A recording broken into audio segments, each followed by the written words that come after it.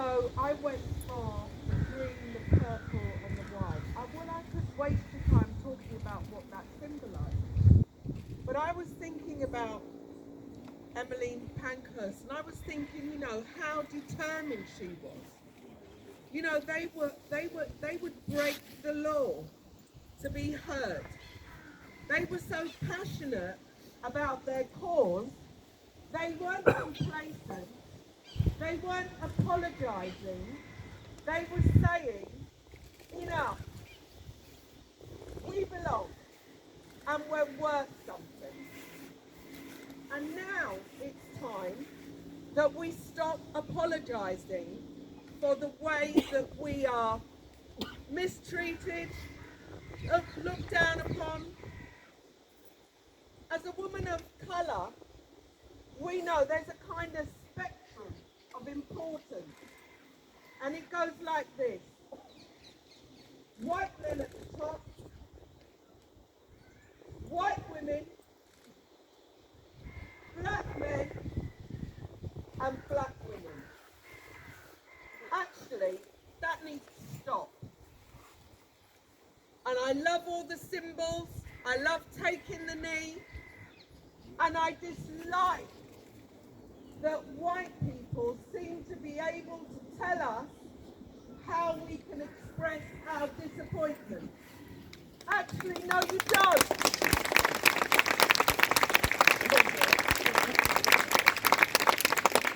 No, you don't. People booing because people are taking the knee? Are you kidding me? Can you imagine if on Remembrance Sunday people started booing during the 2-minute silence? Can you imagine?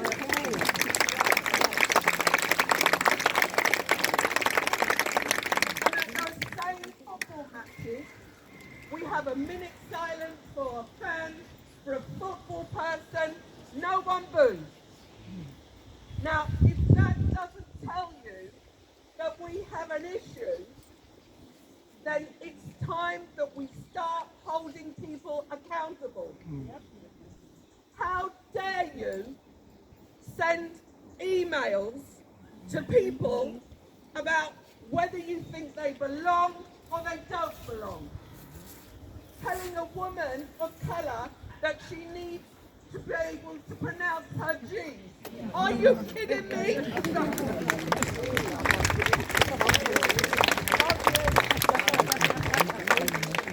I am so sick and tired of white, grey, boring, old men.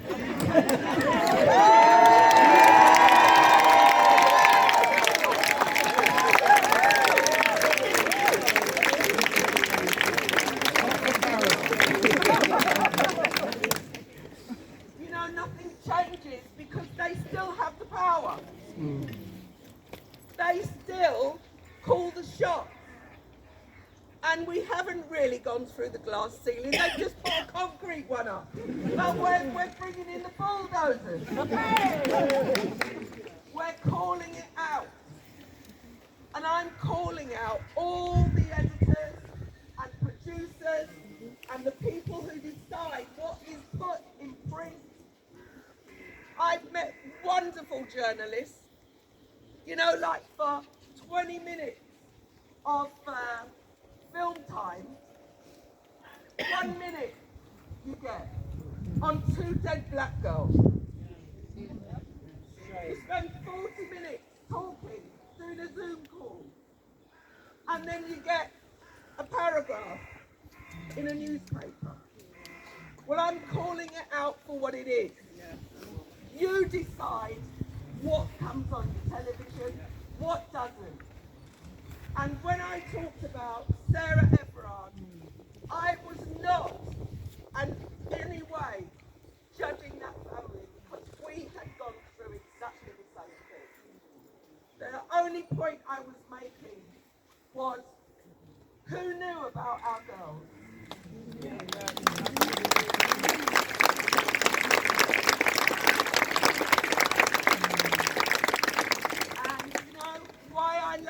claiming the streets is. Talk up. It's true. When they, Talk up. when I criticised and said, you know, why wasn't the outcry there for our girl? And bless her heart, I got a wonderful letter from Linda, who said, I'm so sorry, we didn't know. We didn't know. But if we can make it up to you, we would love to do something at Frying Park. I said that would be amazing. But that's the point. They didn't know. And it wasn't because I hadn't done interviews. It didn't get the airtime. It wasn't on front page. Well, we're going to be on front page because I'm only just beginning.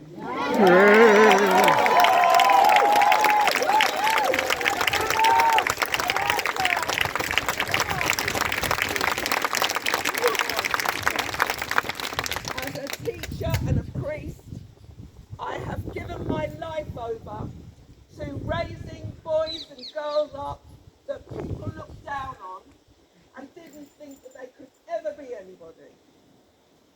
Now I'm doing it for my girls. And I'm doing it for every one of the girls here. And I'm asking each one of you, if each one of you speaks up in your own environment, we can change. Being complacent and allowing people to speak in derogatory ways and saying nothing because you're embarrassed, you're part of the problem.